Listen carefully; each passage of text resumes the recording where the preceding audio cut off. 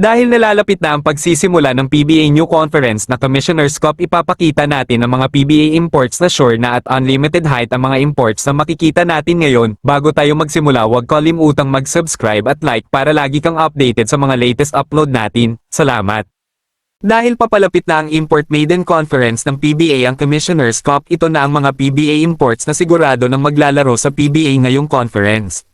Para sa Barangay Ginebra San Miguel, Justin Brownlee. Alam naman nating si Brownlee na talaga ang go-to import ng Barangay Ginebra since 2016, kaya masasabi nating wala talaga itong balak palitan ng isa sa mga pinaka-greatest import na naglaro sa PBA. Ayon din kay Coach Tim Cone na confirm na si Justin Brownlee na ang magiging import nila sa paparating na PBA Commissioner's Cup.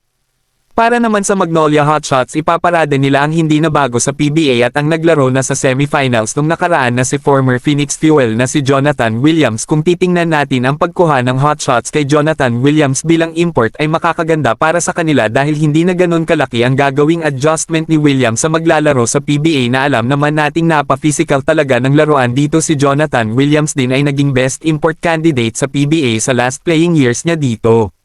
Pangatlo naman sa ating listahan ng NLEX Road Warriors. Pinakilala na rin ng NLEX Road Warriors ang magiging import nila. Kinuha na import ng Rhodes Warriors si CJ Lalan para maging import nila ngayong Commissioner's Cup. Si Lalan ay naglaro sa ESL last time at ito ay may taas na 6'10" na kayang tumakbo at sumabay sa run and gun system na meron ng NLEX Road Warriors.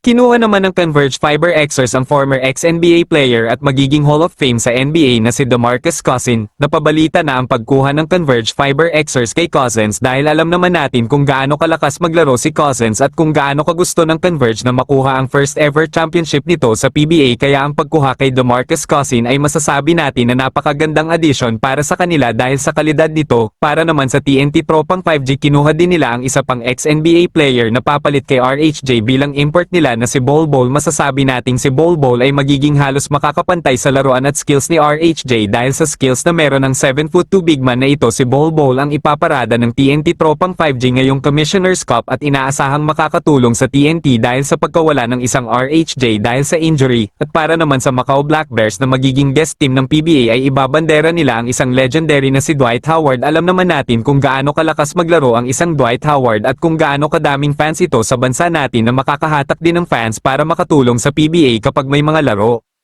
Kayo mga ka-Lloyd Sports Zone, anong masasabi nyo sa mga magiging PBA imports ngayong Commissioner's Cup? Comment na. At bago matapos ang ating video, huwag kalimutang mag-subscribe at like para lagi kang updated sa mga latest upload natin. Salamat!